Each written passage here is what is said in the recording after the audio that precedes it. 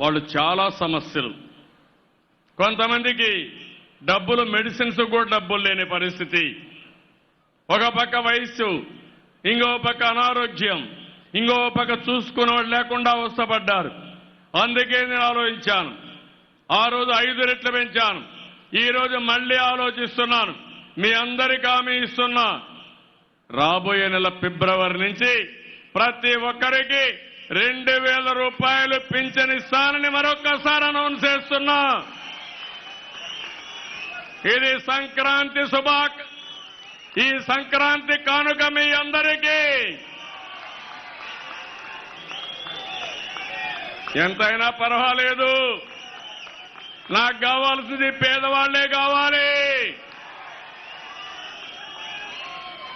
అందుకే ఆలోచించాను, ఎప్పటికప్పుడు ఆలోచిస్తున్నా, మిమ్మల్ని ఆదుకుంటా. అందుకనే ఇంకోటి ఆలోచించాను. 2019 మొదటి సంవత్సరం, ఇది నూతన సంవత్సరం.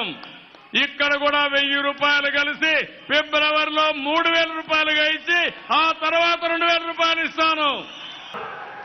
గతంలో ఎన్నికలకు 6 నెలల ముందు వరకు కూడా ఎంతమందికి పెన్షన్లు ఇచ్చేవాళ్ళు అనంటే కేవలం 39 లక్షల మందికి.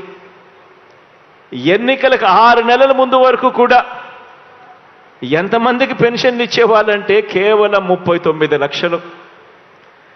ఎన్నికలకు 2 నెలల ముందు వరకు కూడా ఎంత పెన్షన్ ఇచ్చేవారు అనంటే కేవలం 1000 రూపాయలు. నెల నెల పెన్షన్ల కోసం ఆ అభాగ్యుల పైన ఖర్చు చేస్తా ఉన్నది ఎంత అనంటే నెలకు 400 కోట్ల రూపాయలు కూడా ఖర్చు చేయని పరిస్థితి. ఈరోజు మీ బిడ్డ పరిపాలనలో జరిగిన మార్పు గమనించమని అడుగుతా ఉన్నా. ఈరోజు మీ బిడ్డ పరిపాలనలో 39 లక్షల మంది పెన్షన్లు ఇస్తా ఉన్న గత పరిస్థితికి పోయి ఈరోజు 66,34,000 మందికి ఈరోజు పెన్షన్ ఇస్తా ఉన్నాం.